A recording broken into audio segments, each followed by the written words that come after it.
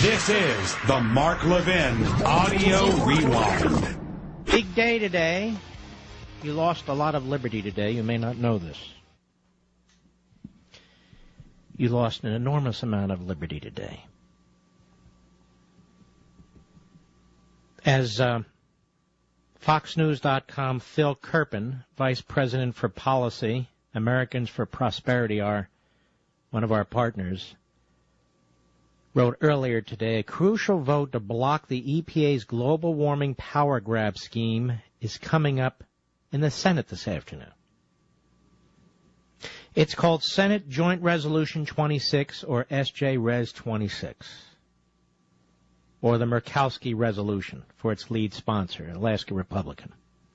It would block and overturn the EPA's global warming regulations. And he wrote, despite the Democratic majority in the Senate, the White House and Majority Leader Harry Reid have been in desperate scramble to stop the resolution. The White House issued a veto threat and has dispatched top officials to the Hill to pressure Democratic senators. Harry Reid is now considering allowing a vote on an alternative 2-year delay, delay, which he did not today. Now, these regulations, listen to the history of this, were originally devised by White House climate czar Carol Browner in the 1990s. Now, remember, Carol Browner is a socialist. Now, at the time, it was seen as a way to force action on global warming, despite the fact that Congress and the American people didn't want it. The idea was to shoehorn global warming regulations from the 1970s Clean Air Act, an idea that seemed crazy until the Supreme Court opened the door for it with their decision in the Massachusetts versus EPA case in 2007.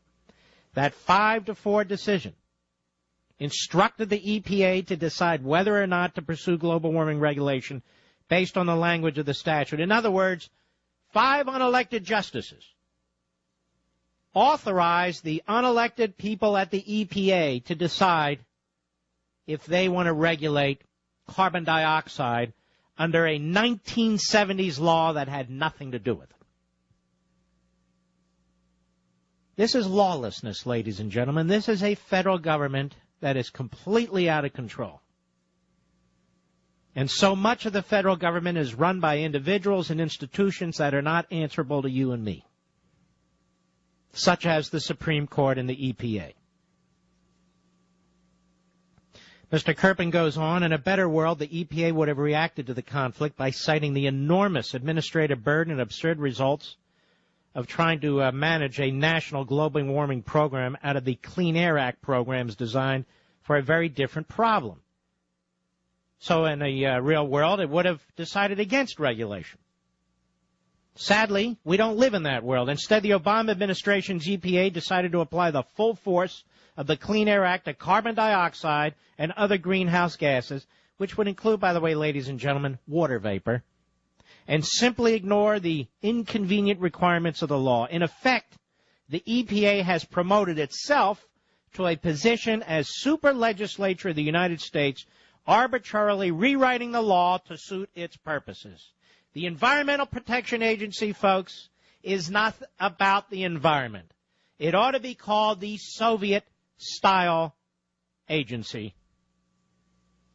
Now, this has the convenient feature of allowing the Obama administration to pursue an extreme global warming agenda to make energy prices skyrocket and gain sweeping regulatory control over the U.S. economy without a politically difficult vote in Congress. Until today, that is, writes Philip Kerpen. Today, every member of the Senate will be forced to take a position on SJ Resolution 26. The vote is not about climate science or the auto emission standards or a Dirty Air Act or bailing anyone out. The vote is fundamentally about one thing: who decides our economic future. In our constitutional republic, the Congress of the United States is the legitimate legislative branch of government charged with making the laws. The decision to adopt any national global warming program is an enormous one, with hundreds of billions of dollars and personal liberties at stake. This is simply not something that ought to be done through the back door via an unelected, unaccountable agency like the EPA, which, by the way, is populated with radical, no-growth, Marxist environmental nut jobs. Today it will be in the Senate's hands to vote on whether they will stand up for themselves as an institution. This comes down to a separation of powers issues as well, folks. How can the executive branch legislate? I thought you liberals were opposed to that. Now, there's more as I lay the foundation for what occurred today.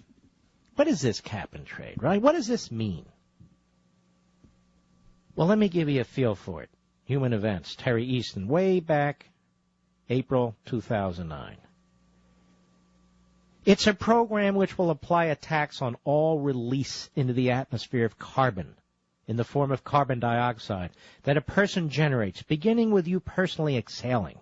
Never mind the fact that carbon dioxide is a trace gas, which accounts for 0.0385%, you got that right, 385 parts per million of the atmosphere. And it's a plant food. Never mind that carbon dioxide in the atmosphere cannot increase much beyond its present level, given the fact that above a certain level the atmosphere cannot chemically absorb any more CO2, and the rest falls back on the surface of the earth to be absorbed by the oceans or by new plant growth, that is, more food, and tree cover, that is, more forests. Never mind the fact that the world's forest and plant coverage is up by 20%, and past few decades, fewer people to starve and to build wood houses. Never mind that carbon dioxide increase levels trails by 750 years behind the warming of the earth. The new cap and trade tax at the federal level is actually a consumption tax. You're breathing, no joke, an estimated charge based on the average person's body weight and added to annual income tax. No doubt that's coming down the road. Oh, do you think this is fanciful? It's not. Physical things that you purchase all involve the release of carbon, including clothing and books and magazines and computers, automobiles, DVDs, medicines, etc., to be applied to the manufacturers of these items, who will then pass along the additional carbon taxes to you as an increase in the selling price of the product. And since all manufacturers and importers will be affected, the tax will be passed along by all of them as across-the-board price increases. Be sure to add this new tax on top of the increase in liquor and cigarette taxes now being implemented. And while we're at it, be sure to tax the tax by adding state sales taxes on top of your total purchases. And if you're a socialist government, taxes are a good thing, right? Food products that you eat, to be applied to the farmers of all food items, who will then pass along the additional carbon taxes to the consumers as increased food prices. Meat products such as beef and pork, chicken, milk, cheese, butter, yogurt will be taxed at a much higher rate than low carbon-consuming foods such as tofu, spinach, lima beans, etc. And services that you consume, to be applied to all suppliers of services such as cinemas, newspapers, TV and radio stations, telephone, cable, satellite, internet companies, database providers, restaurants, fast food outlets, dry cleaners, real estate agents, airline travel agencies, hotels, gardeners, doctors, attorneys, accountants, water and trash companies, local and state and federal government agencies. These hidden taxes will be passed along to the end consumer as increased charges in services and fees. Massive increases all across the board.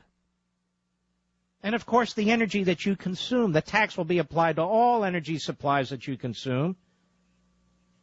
This will be it'll be listed as a direct tax on your energy bill. It includes gasoline, natural gas, heating oil, electricity. And, by the way, electricity that you consume and electricity that factories and businesses consume, look for the price of gas eventually to jump. Estimated costs in excess of $2 trillion a year to be paid by 300 million American consumers. That's roughly $6,600 for every American, including babies and older people in retirement homes. Or for the 50% of households who actually still pay taxes, that's $38,000 in new taxes per year. Creation of a new federal agency, a mega agency, requiring 50,000 new government employees with enforcement and arrest powers will be required, along with 350 new government offices, and on and on and on and on. When this gentleman was writing, he was talking about a bill that had passed the House of Representatives. Now there is no bill. The EPA will do all these things. Unelected bureaucrats whose names you don't know, who will be taking control over your lives and livelihood without your permission and without your ability to influence them in our democratic republic. Can you imagine this? There was a vote today on the Senate floor on a bill that would have stopped the EPA from imposing these regulations by fiat and left the decision-making to Congress, whether or not to pass a law or whatever kind of law they were going to pass. But the vast majority of the Democrats in the Senate voted against the law. That is, they voted for the EPA to impose on you whatever it will against your will.